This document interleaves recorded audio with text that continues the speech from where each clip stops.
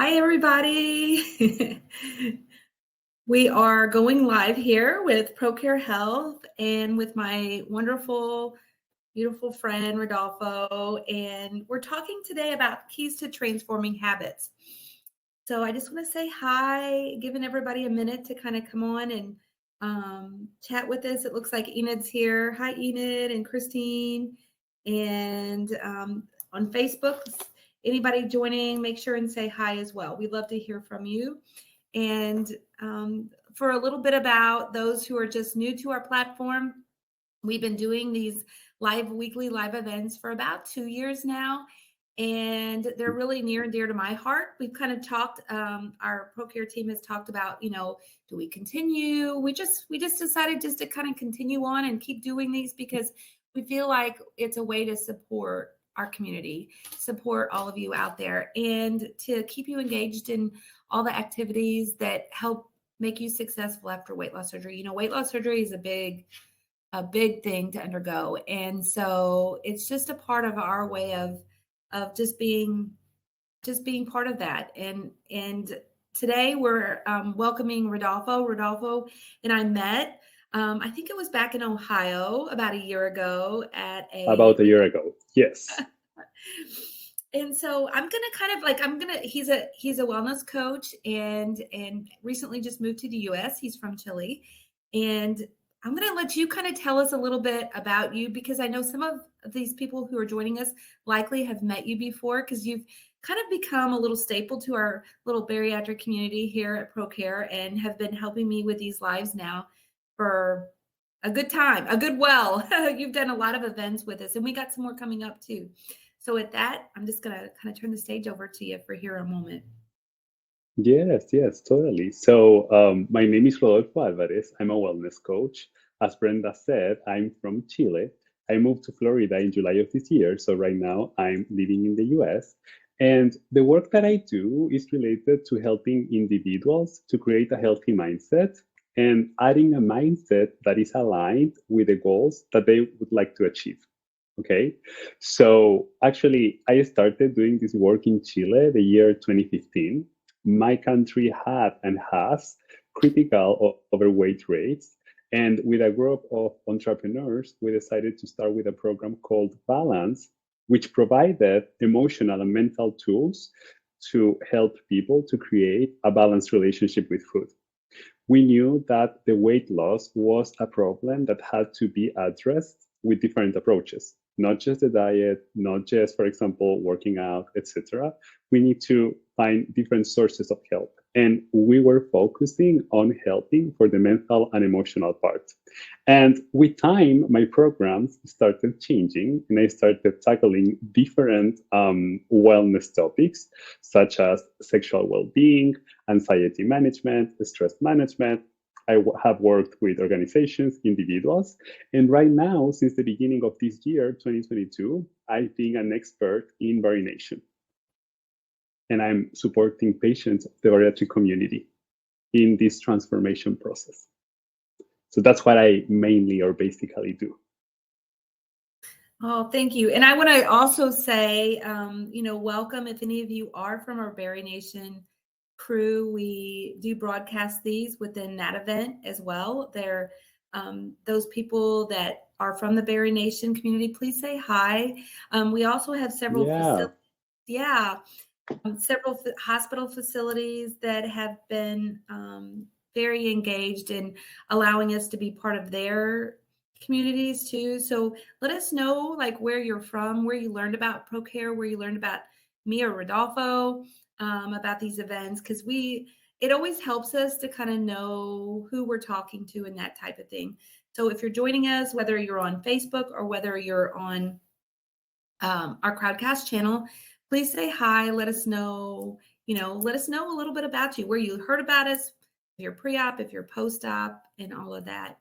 And while we're waiting on people to let us know, Rodolfo, I'm going to kind of just turn it over to you here a little bit, and we'll get started, because anytime we have an event with you, I always feel like it's filled with so much information, and we always have so many helpful tools and helpful things. I just want to kind of get us started.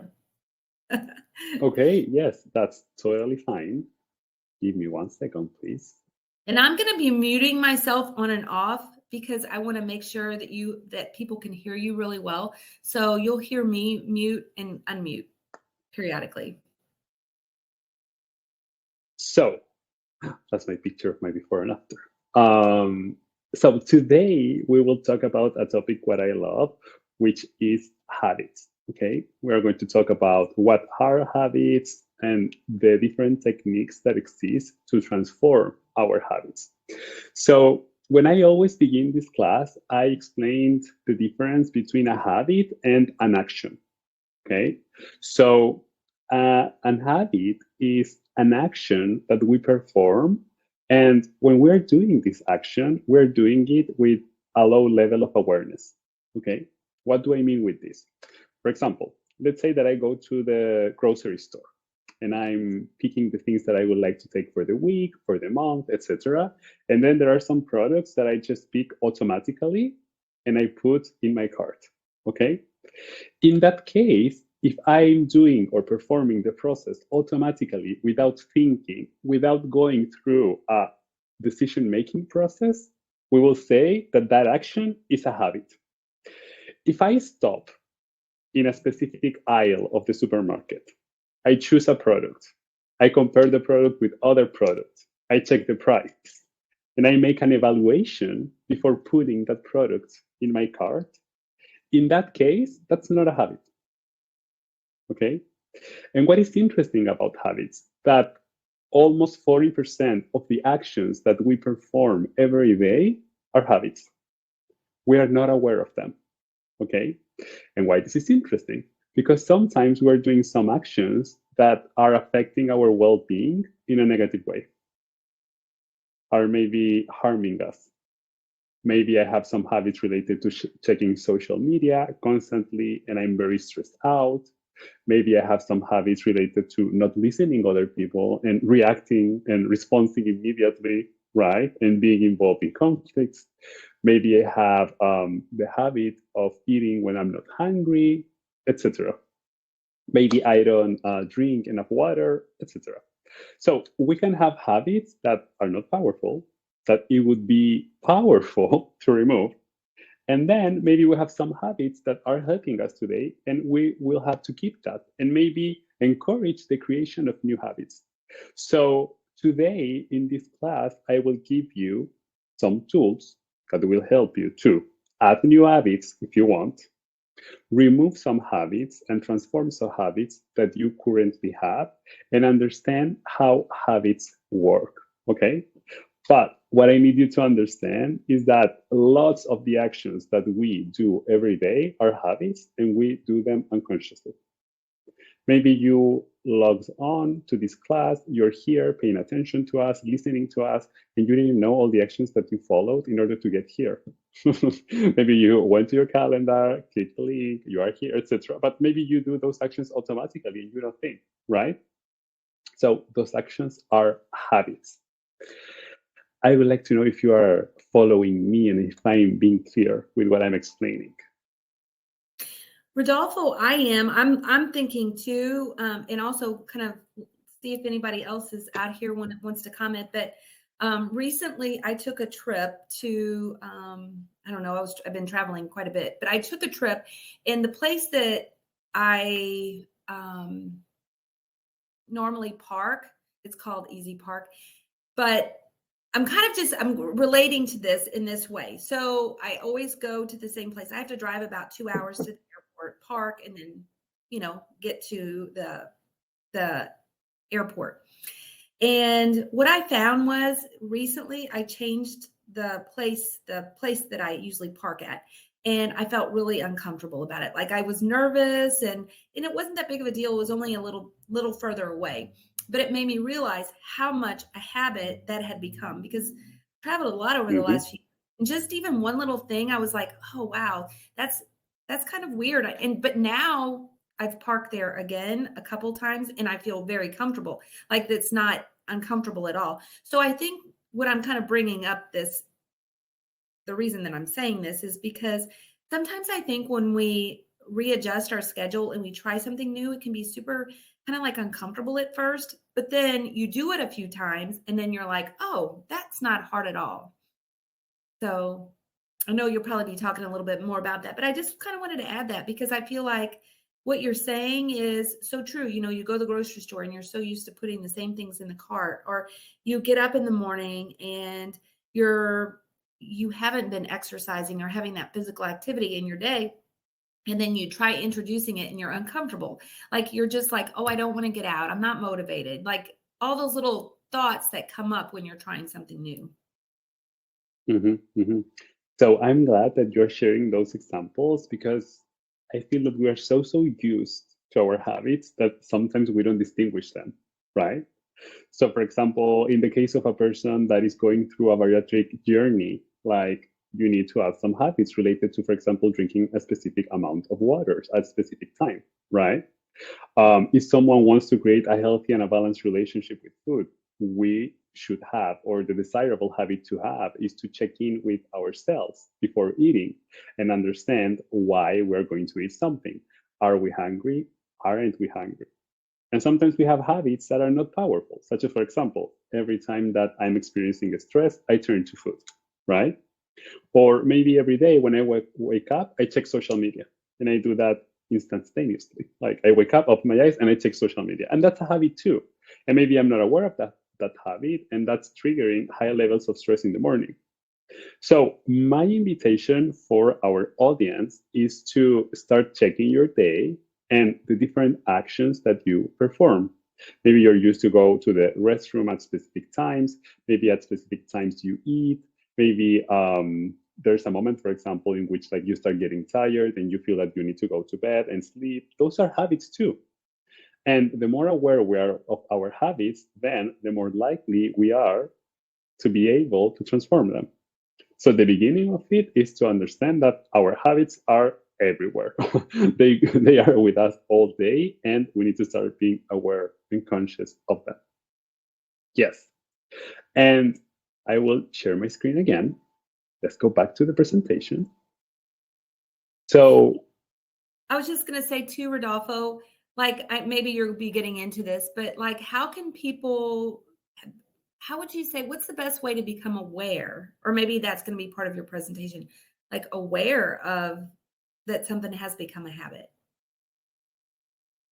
So something is a habit if we repeat the action over time, automatically. We're not aware of it, right? So I have a tendency of doing that. So for example, I wake up every morning and I automatically check my phone. I check social media. I check my email. That's the first thing that I do. In that case, we're in front of a habit. Again, if we are thinking about doing something, that's not necessarily a habit. Oh, I will think if I would like to eat something. Am I hungry? I'm not hungry. In that case, if I have like a decision-making process, right? That's not a habit. But if I find myself doing something automatically, I know that that has turned into a habit. Yes. I usually begin this class teaching the different steps or the processes involved in a habit. Okay. And in order to do that, I show an experiment, which is the experiment that you can see right now, which is a maze. And in this maze, we have a rat, right? We have a rat. Then we have a gate. This is a blue gate. And then what is going to happen is that the scientist will open this blue gate. And the mouse, the rat, will perceive the smell of the cheese. Okay? So we open the gate, the mouse perceives the smell of the cheese, and then this mouse will start running towards the cheese. Imagine the first times that this experiment was happening, and maybe the mouse didn't know where was the cheese. So maybe the rat ran, went all the way down to the end of the maze, maybe it went down, then it went up, but finally got the cheese. And when the rat gets the cheese and starts eating the cheese, that rat is happy. And the brain of that rat is happy. Okay? So, what the scientists noticed is the following. After repeating this experiment a specific amount of time, this rat went directly to the cheese. The first times, the rat went all the way down and had to search the cheese, right? After a while, after a specific amount of repetitions, then the rat went directly to the cheese without distraction, straight, okay? That magic number was 70, 70 iterations, 70 repetitions. In that moment, we will say that that rat made up or built a new habit. And if you notice, that habit has the following structure. First of all, there's a trigger or a signal that lets the rat know that he or it needs to run. What's the signal? The gate that is opened, right? Then the rat starts running inside of the maze, and then the rat gets the prize, the gratification, the reward. So every habit follows this three-step process. We have a trigger, we have a routine, and then we have a reward. Okay? So, for example, let's say that I have the habit of eating when I'm experiencing an emotion. Okay? So, maybe my trigger is that I'm experiencing anxiety. Maybe after experiencing anxiety, I go to the fridge, I open the fridge, that's the routine, I start eating something, and after eating, my brain feels happy. And that's the reward. Okay? Let's say, for example, that I'm at work, it's like 3 p.m., I'm getting a little tired. That could be a trigger. And maybe what I do is to drink some coffee. I have some coffee, and after that, I feel with energy. So if you notice, the sequence is the same. Trigger, I was tired, right?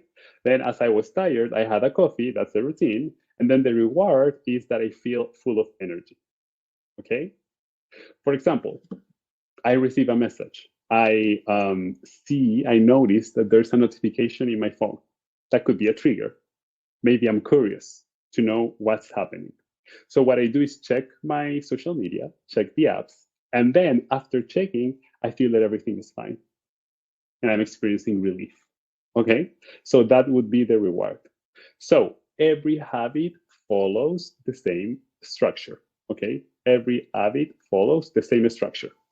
And the scientists noticed that in the case of this rat, of this mouse, at the beginning, the activity of the brain of the mouse was high all the time. But then, after building the new habit, the activity in the brain of the rat was low or lower than the beginning. So after the gate was open, the rat started operating in automatic mode. And why this is interesting? Because for our brain, performing habits or acting from habits is something that is convenient because it allows ourselves to save energy. When we're doing habits, we are not spending that much energy, and the brain can send the energy to other parts of the body. Okay? So I would like to make sure, Brenda, if the explanation of the experiment was clear, and if people are clear too with the three steps, I would say, that has a habit, the trigger, right? The routine, and then the reward. For me, it's making complete sense. Thanks, Rodolfo. And I know that we have a comment here. It says there's some interruptions. It says, please stop interrupting. It's truly distracting. So I'm not really understanding. If Mary is here with us, please let me know. Maybe there's something I'm not understanding, that there's a distraction somewhere that I'm not seeing or hearing, or maybe I'm interrupting too much. I don't know. Let me know, Mary, so that I can help with that. On Facebook, I don't see any comments, but if you're on Facebook, please let us know. But yeah, this to me is making sense. Anybody else that out there want to have anything to say? We always love whenever there's people commenting and letting us know more. So yes, anyway, we want to know if you have questions, comments, because the focus today is for you to understand how habits work. right? So I want you to understand the 3 steps and be very clear with them. Actually, I would like to ask Brenda if I could share like other examples to clarify that. Is that okay? Oh, yeah, absolutely. Go Okay, right. perfect. So, for example, let's say that I wake up in the morning, right? I'm a little sleepy, and what I decide to do is to shower. So maybe after showering, I feel refreshed, full of energy. That could be another habit too, right? Or maybe at nighttime, I feel that my mouth feels uncomfortable, maybe like it's a little dirty. So what I do is brush my teeth. And after brushing my teeth, I feel that my mouth is fresh and clean. So that's the reward that I will get, right? Or maybe let's say that I'm at home, I'm bored. That could be a trigger. So what I could do when I'm bored is to check my social media. And maybe after checking my social media, I feel that I'm having fun. So that would be the reward, right? So this is the classical structure of a habit. This is the classical structure of a habit. And we need to understand these steps because they are fundamental in the process to start transforming our habits. So, for example, given the examples that you gave, Brenda, I go to a specific place, right? I arrive to that place, I try to park my car, and then I park the car in the same place, and I feel and I experience a reward. Oh, I know where's my car. I know the fastest routine that I need to follow. This feels safe, right? And after building a habit, when we have to do other actions, those actions feel like a lot of effort, that we need to make a lot of effort. Because when we build a habit, then there are neuronal or neural pathways that are built too. So every time that we are trying to act in a different way, we need to break those paths, right? And that's why our brain sometimes is used to the habits and wants to keep performing those actions. So in the case of people that smoke, for example, I'm experiencing anxiety. Oh, what can I do? I can smoke something. I start smoking a cigarette, right? And after that, how do I feel? Maybe I feel relaxed. The anxiety levels or the stress levels that I was experiencing at the beginning lowered. So I'm obtaining a reward, a gratification.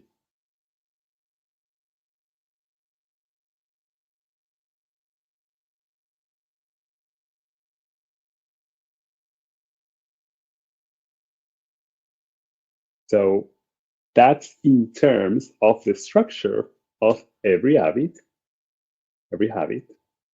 And actually, I would like to learn about our audience. What are the habits that you would like to change? That's a question that I have for you. What are the habits that you would like to change? Maybe you have some habits in mind. Maybe actually there are some habits that you would like to add, transform. Maybe you're an emotional eater and you would like to stop turning to food when you're experiencing a specific emotion. Maybe you would like to add the habit of drinking your water at a specific time. Or maybe you want to reduce the amount of time that you're exposed every day to social media. I would like to learn from you.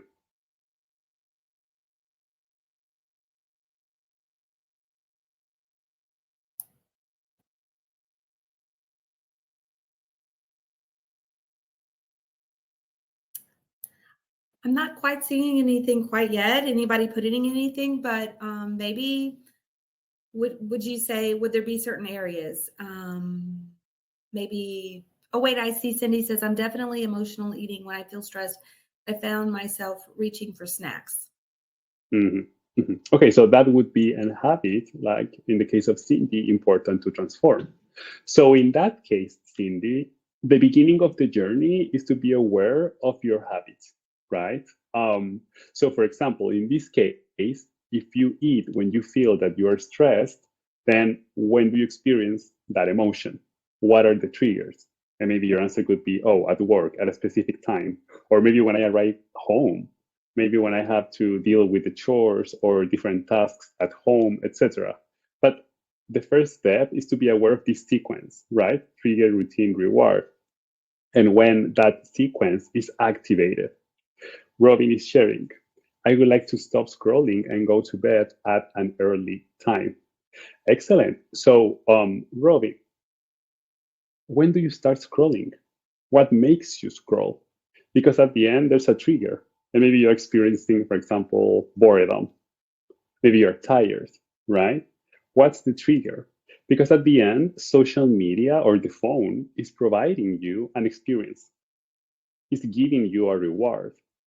And a powerful question to ask yourself would be, what's the reward that you are getting from your phone, from scrolling? And another question that we could ask after that is, how could you get that reward in alternative ways that maybe are not necessarily scrolling through your phone? Yes. So thanks for the comments. And let's continue with the class. So in order to build a habit, we need to repeat the action that we would like to add as a habit, okay? And there's a secret too. The secret is the following. You need to repeat. Repetition is essential, but you need to do something that your brain enjoys. If your brain is not enjoying, you will not add the new habit, okay? I have worked with lots of people, and I've seen something that happens regularly with different type of people, which is the following. They want to start working out, for example, or we would like to add a habit related to movement. And what they do is to pay upfront the gym membership for the year. That's what they do, okay? As a way to push themselves to start going to the gym, start working out. And what happens is that the first week they go, they are very inspired, they are motivated, they share on social media, their process, etc.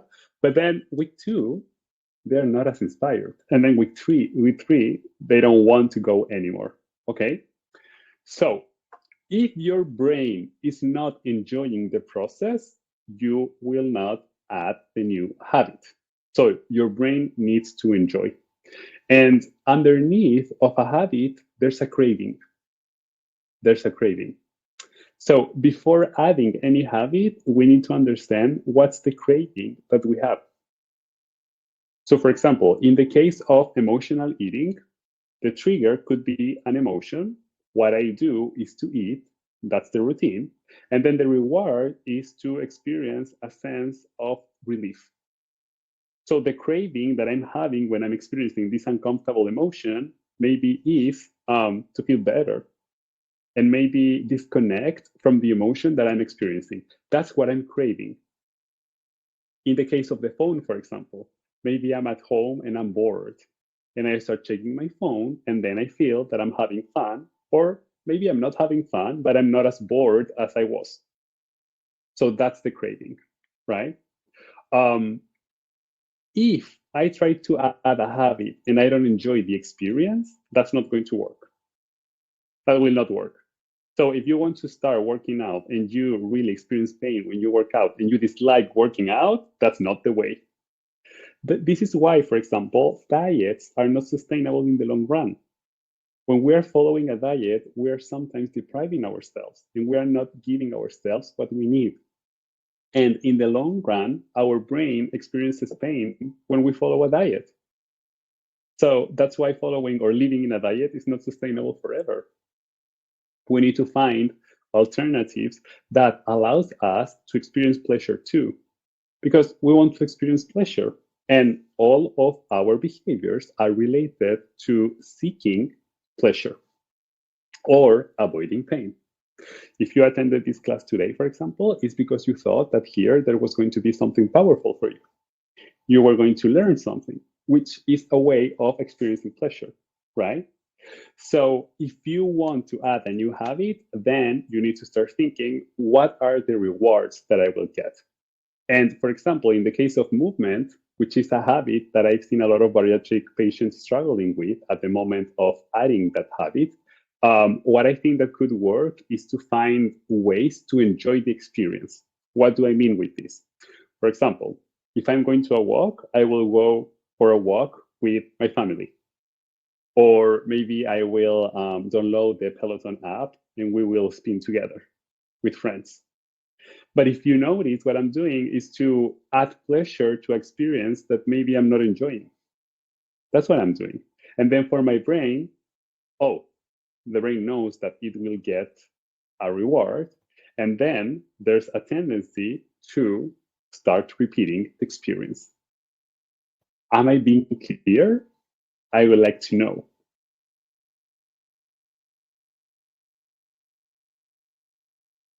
Brenda, I want to know if you have any comments. Please let me know. Yeah. I would say, to me, this almost reminds me of stacking, I'm going to call it. And I don't know if you've ever heard that term. But like you're stacking something on top of another to add to it somehow, and then it kind of like triggers a response. So for example, like when you were talking about walking, and to make it more pleasurable, to have a friend come with you, or to maybe find a place that you really enjoy being, like maybe it's outdoors, like if you're walking, whether it be indoors or outdoors or whatever, maybe in a park or something like that causes you happiness. So it's kind of like stacking on one habit to make it more enjoyable, to add that pleasure, or whatever kind of thing that kind of draws you in, to making it more of a routine that feels better for you. Is that maybe a little bit of what you're saying, Rodolfo? Yes, totally, totally. And basically like making the experience an instance of pleasure, you know? So for example, if I'm working out or I'm walking, or this could work with like walking on the treadmill, okay? But maybe what I can do is watch a Netflix show or a show when I'm walking at the beginning. And with that, my brain will start seeing working out as an opportunity to have fun. And not just maybe that experience that is difficult, that I know that maybe for me is challenging. No, but maybe it's my time to relax, disconnect, and have fun watching the show that I love, Grey's Anatomy, for example, in my case, right? So I know that I will watch the show just when I'm on the treadmill. Or let's say that it's my time to connect with my bariatric partner, right? Maybe we have a walk and we talk and we discuss different topics. And that's something that specifically I do when I work out. But what is important is to start associating pleasure, because if I don't like to work out and I resist it, right? It's not going to be likely that if I pay the gym and I try to go to the gym experiencing pain, I will add that habit. That's not likely to happen. Actually, I know tons of people that have worked out for like 3 months because they were paying a service and then they give up. They no longer committed. 100%. I agree with you. I'm also wondering, how would you, Cindy and Robin, who commented here on like the emotional eating or scrolling with your phone, like just like those kind of habits, what would you do to try to just take away those habits and maybe make a new habit, a more positive habit? So apparently if they were commenting, maybe those aren't habits they were wanting, is what I'm kind of thinking. So like, how would you do to change that habit to something that is pleasurable, that leads you to a new example? Would you give an example? So I love your question, Brenda, because I think that you are like continuing with the contents of the workshop and the class. Because what I just shared to you is a tip to being able to add new habits that today you don't have. So if you don't have a habit and you would like to build the habit, then focus on rewards. And what are you craving? And then repeat, but you need to repeat enjoying the experience. That's the first tip that I wanted to share. Now, I will talk to you about different strategies to start transforming the habits that you have that you don't like. For example, scrolling and go to bed, right? Scrolling at nighttime and then being up and not being able to fall asleep. Or maybe emotional eating. So, I will teach you now 3 ways to transform your habits. So, this is the first way, okay? And this way is related to finding an alternative routine, okay? So, what do I mean? Let's say that I had a habit which was eating when I was experiencing anxiety. So, the trigger is anxiety. What I do is go to the fridge, have something, and then I experience a sense of relief. That was my original habit, okay? So, in this case, what I need to do is to find an alternative routine. How I'm going to do that? I will understand that what I was searching for was a sense of relief. That was the reward that I was needing. Okay. So, what I'm going to ask myself is the following: how could I experience relief without following the routine that I was following? Instead of eating, how can I experience a sense of relief? So I will find an alternative routine, and with that, I will give to my brain what is needing, what is wanting, what is craving. That's the technique. So, for example, in the case of a person that is experiencing anxiety, there are different techniques to manage anxiety levels.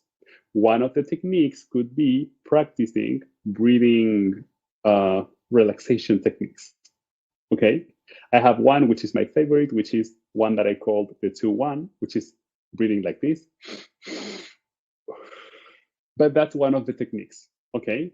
And what I'm doing is managing the trigger with alternative routine and getting the reward that my brain was searching for. That's the first key or the first way to transform a habit. Okay. What is challenging here is to take the time to stop. Why? Because most of these habits are performed automatically, right? So sometimes it's hard to stop in the moment, understand what's a trigger, and finding an alternative way to manage the trigger. So that's one of the challenges that you could experience. And then the other challenge that you could experience is that you are not understanding well what's the reward that your brain is searching for. So in the case of anxiety, maybe the reward is to feel safe, to feel at peace, right? And maybe you're not able to identify that, or that's hard for you. So it will not help you to do another activity that doesn't give you the reward that you're needing. What do I mean with this? For example, let's say that I'm experiencing anxiety. Oh, what I will do is to check social media, right? To disconnect. But maybe I wasn't needing to disconnect. What I was needing was a sense of relief and to feel safe. So checking social media will not be effective. Why I'm saying this? Because the alternative routine needs to be aligned. The alternative routine needs to be aligned with the reward that you are searching for. So in the case of Robin, it's late. I'm bored, for example. Okay. And as I'm bored, I check social media. That's a routine that I follow. Why? Because that makes me feel that I'm having fun. Okay. So how could I have fun at night without an activity that wakes me up? Oh, maybe I could read something of interest, a book, a magazine, something without a device with a screen that will wake me up. That's what I can do. And I will give my brain the reward that it wants, but I will not have the habit that maybe is harming me. Does that make sense? I would like to know if people are following us, because I think that this is so powerful. So I want to check if they are understanding. Yeah, they were commenting earlier. So to me, it does, like finding what you're saying things. Cindy says yes, thank you very much. Finding something else that you can do that maybe is fun and enjoyable, that serves a purpose even better. And I think too, the two examples, like the scrolling, and I feel like it is sometimes it's almost entertainment. Like when we jump onto social media, when you say that it's almost like entertainment, and sometimes I think it's a way of connecting with other people, but sometimes it can kind of leave us feel a little drained, or sometimes whenever I'm like looking through social media things, it just is not the entertainment I need, if that makes sense. Yeah, totally. And maybe I'm just doing that because it's what I'm used to, and it's like the resource that I have like with easy access. But actually, maybe I'm not needing that, you know? So I think that an exercise that would be powerful is to understand, what am I needing? What's the reward that I would like to get? That's the thing.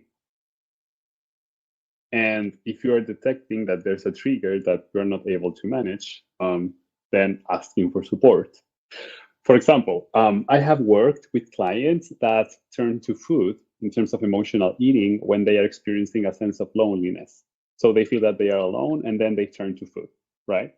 So in that case, we can do the following exercise. Ask themselves, what are you needing? And maybe if I'm feeling that I'm alone, what I need, maybe the reward that I'm searching for is connection. Maybe what I need is to connect with someone or connect to someone. So in that case, maybe an alternative routine instead of eating could be calling a friend, reaching out to a friend, visiting someone. But if you notice, what I'm doing is giving myself what I need. That's what I'm doing. Instead of maybe covering the emotion and following a routine that maybe is going to work for a while, but not in the long run, and it will hurt myself. Right? So this is the first way to transform a habit.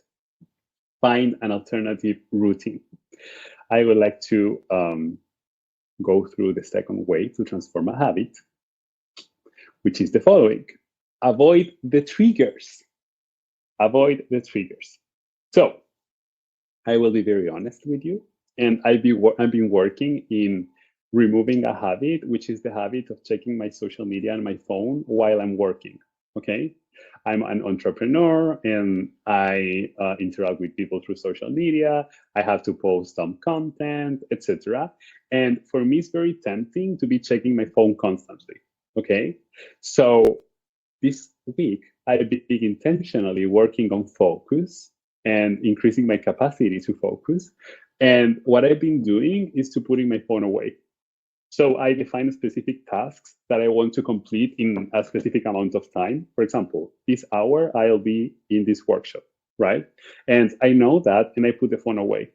Why? Because I know that if I don't do that, I will be checking my phone.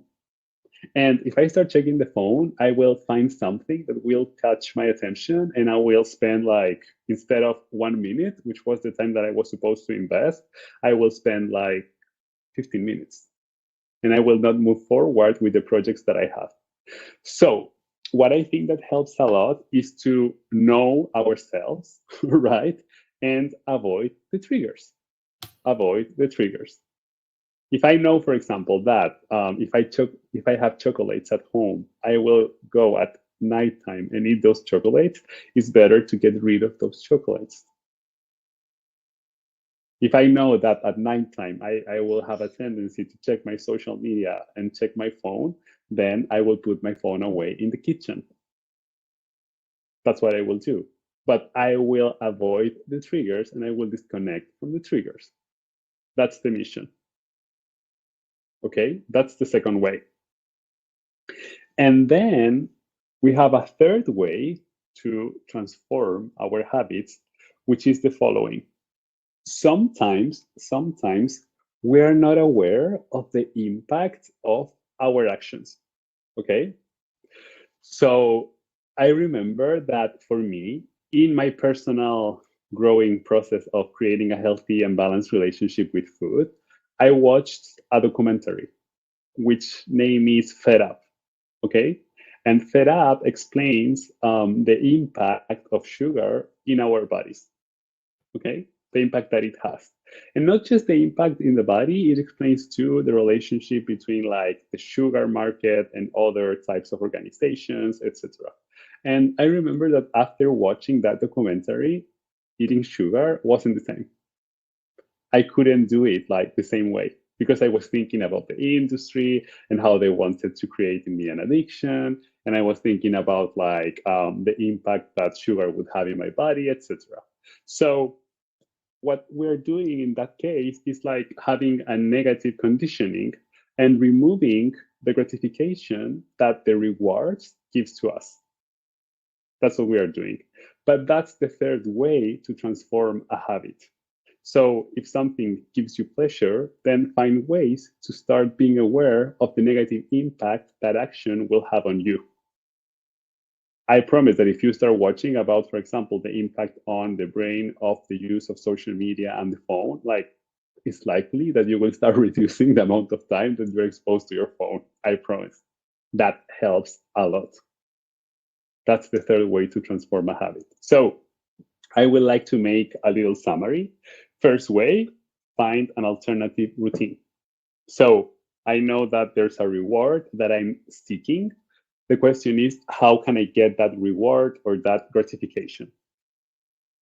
Second way, avoid triggers. So if I know that I have cookies and I love cookies and I will go at nighttime to the kitchen, I will throw them away. Okay? I will not expose myself to cookies anymore. And then the third way to transform a habit is being aware of the negative impact that it could have. And with that, our brain will start associating pain to the behavior, and it will be likely to stay away from it. That's the third way. I would love to know if anybody has anything like any of these three examples that Rodolfo gave. If anybody has any examples, maybe that they did to like transform a habit. I can remember years ago, I smoked cigarettes, and to me that was a hard habit to quit. I think a lot of people that have are getting ready to undergo weight loss surgery or have had weight loss surgery, that's something that's typically recommended. And for me, the best thing to do was just not to buy them, as silly as it sounds, because if you don't have them, then they're not there. It's kind of like food as well. If you're going to the grocery store and you're buying chocolates, if that's like your go-to, which I have to admit, I'm like a chocolate lover as well, Rodolfo. But if I have it at my house, it's so much harder to not make that a go-to.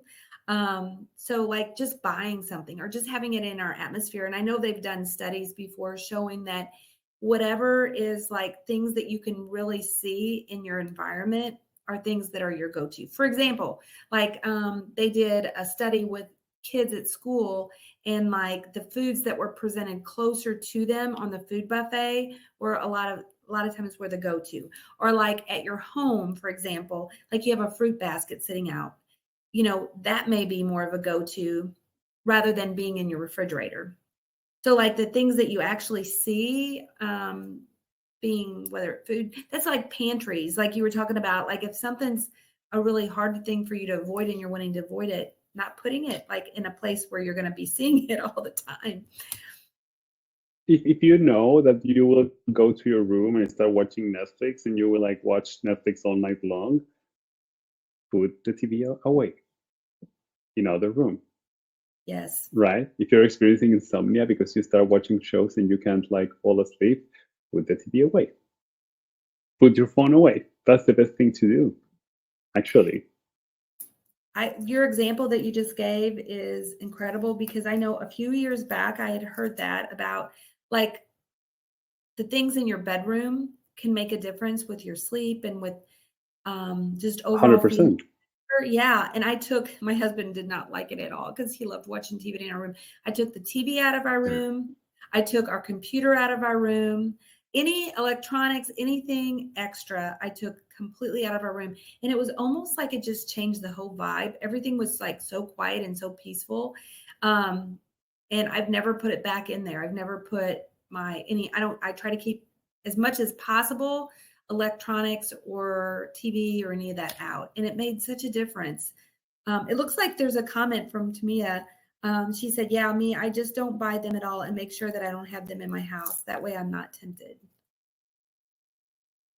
What do you think out of like everybody listening, and Rodolfo, you can answer this maybe starting point. What do you think is the most powerful out of all of those? What is like out of changing a habit, out of those 3 different ideas that you gave? For me, the alternative routine. The alternative routine.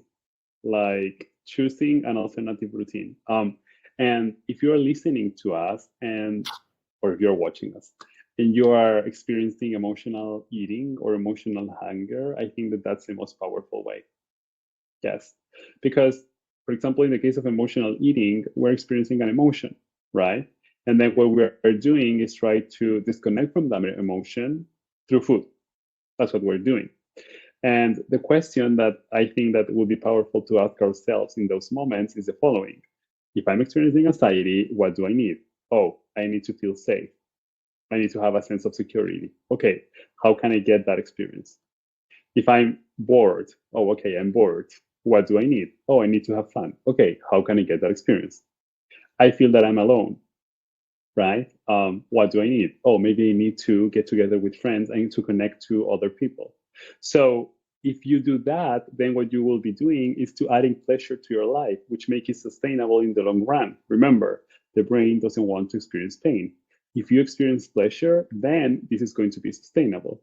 So choosing alternative routines, I think that works because at the end allows us to enjoy instead of restricting ourselves. Yeah, I love that.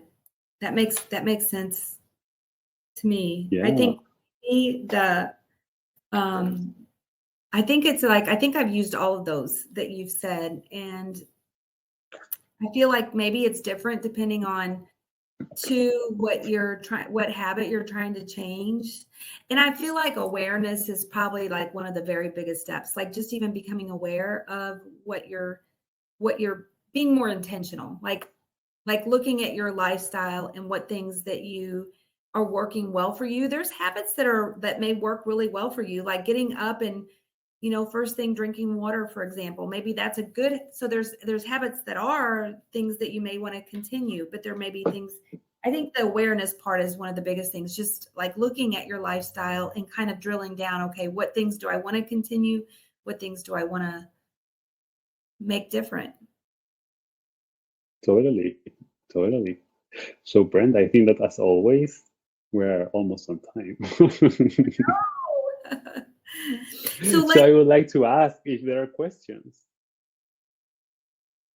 about habits and how to transform habits. I would like to check if you have any questions because I'll be glad to answer those questions or give any tips that our audience is needing.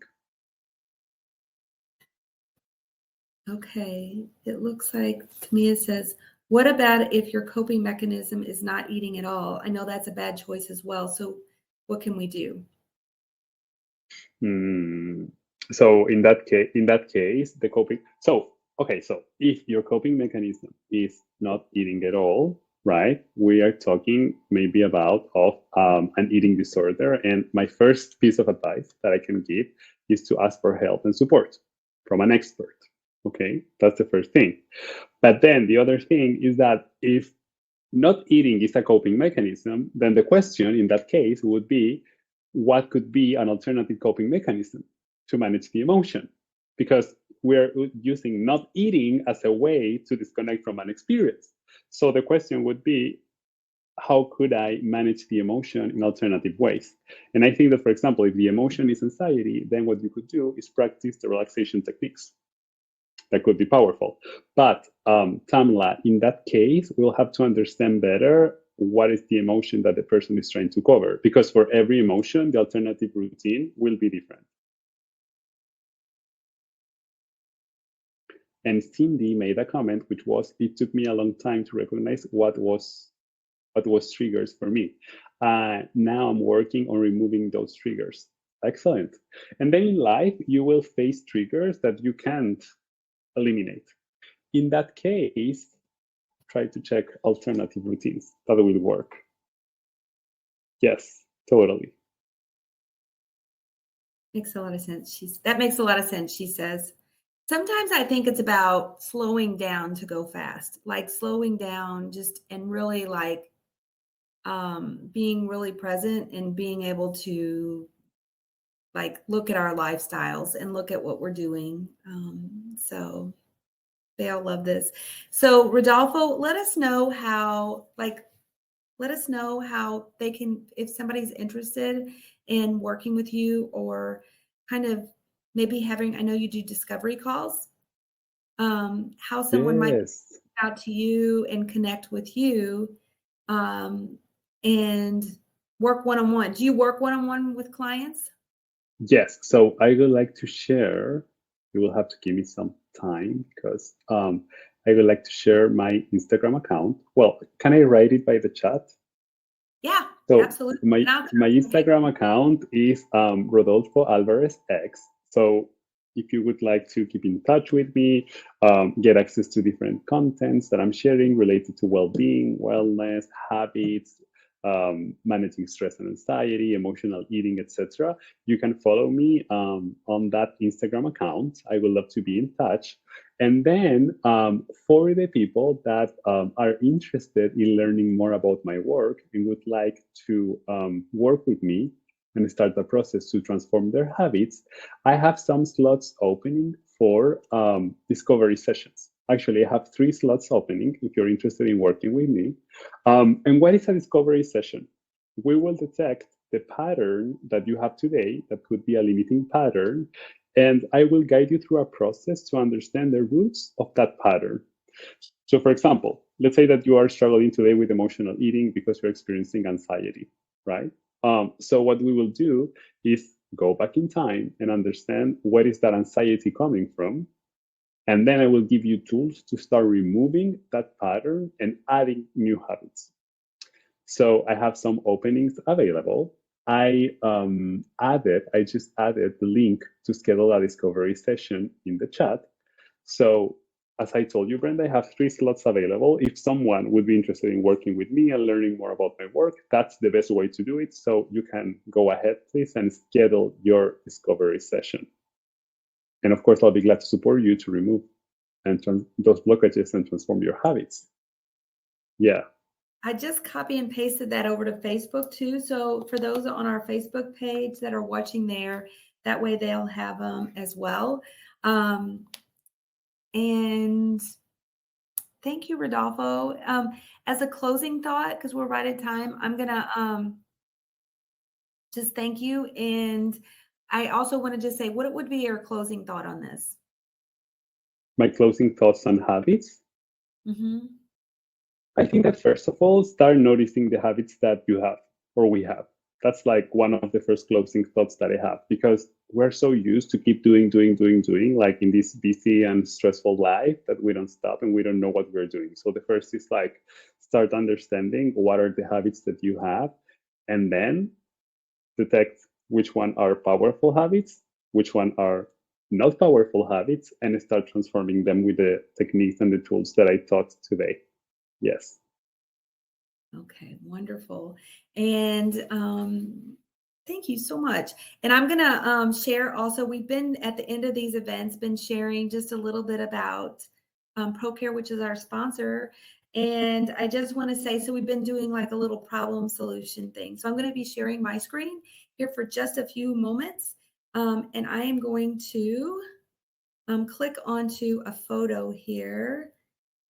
And here we go. So for those of you out there that may be having some symptoms of underactive thyroid, something called hypothyroidism, and wanting to maybe support symptoms against things that can happen alongside that, which is things like brain fog, cold intolerance, dry skin, digestive issues, muscle weakness. ProCare now has a product that just came out that is thyroid support. And basically, you can take it with your bariatric multivitamin. If you take ProCare's vitamin, it's perfectly okay. It's not going to hurt anything to take it alongside that. It is basically a supportive mechanism. And I'm going to stop sharing that screen here for just a second and kind of just pop onto our website, and I'll share where it's at on our website. And there's a lot more information regarding this product on there. So I'm going to pop up when you go to the ProCare Health website. You'll see a little button that says products. And if you go down to this multivitamin and vitamins and minerals, it's actually on the second page. So I'm going to scroll down and go to next. And it's listed right here, ProCare Health Thyroid Capsules. I have it open here in another page. And basically you can look at the supplemental facts. It has vitamin A, D3, B1, B2, B12, iodine, zinc, and selenium, along with a lot of other supplements that kind of help support as well. On the bottom side of this page, there's a big description about the type of symptoms that it can definitely help with, and thyroid supplementation after weight loss surgery, maybe some questions that might come up. And then below that, the different type of ingredients and how they support that. So that's just a fun little thing. It's only $16.19 a month with a subscription, or $17.99 for a one-time purchase. So and guys, if you haven't ever tried any of ProCare products, we do offer free samples. So I'm going to just mention that. And there's a little form here on our website. Right here is the tab free sample at the top button. And that will get you to check out free samples of our different products. Mainly, usually we send in those products, we send some of our multivitamins. A lot of times we'll send a Liquicell supplementation, some of our calcium supplements. So I'm going to actually stop sharing, but I will share the link here to our ProCare website in both Facebook and our forum here, so that you have that if you'd like to check that out. And kind of typing that out. But I just want to thank everybody for joining us. Rodolfo, as always, it's such a pleasure and so enjoyable always having you here. I always feel like I learn. I always enjoy it. It helps me kind of stay on track. That's part of the reason why I love doing these events so much, because I feel like one of the best things we can always do for ourselves is support our own growth and development, and, staying on track with our own goals and things like that. Nobody else can do that for us. We have to do that for ourselves. So thank you. Yeah, no, thank you for the opportunity and allow me to share this knowledge with people. And thanks for the people that attended the session too, and they were connected, asking questions and sharing their experiences too. Like, to me, the most valuable thing of this community is that people are able to share, and with that, we all can learn, and support each other. So thanks for that. 100%. And I just want to also mention Rodolfo is going to be joining us on Thursday, December 15th, which is next Thursday, for a support group. And I'm going to put the link to be able to follow us on our channel, and also register for our support groups. We hold those once a month. And we're going to be talking about self-sabotage, which kind of fits into this too, because sometimes we sabotage ourselves with habits that we just keep feeding into. It's like energy. It's like when you have a fire burning and you put more wood on it, it's going to keep getting bigger and bigger and bigger, and it's just going to keep going. So how do you stop that? You stop adding wood to it. You stop feeding that energy. So join us. Like, if you follow us on our podcast channel, which I'll be also, I'm adding that to our Facebook. Join and follow us on Crowdcast, and I'm adding the link there so that people can follow us and also join that support group, so that be a part of it. And I think that's everything today. I just want to say thank you guys for being here. Tamia, thank you. It's okay. These are always on replay too, guys. If you weren't able to join us at the very beginning, you want to come back and watch it again. The good news is these are always on replay. We have over 100 events now on replay. With Rodolfo, I think we have probably maybe 4 or 5 now with you. I don't know. Sounds about right. Yes, like 5, I would say. Yeah.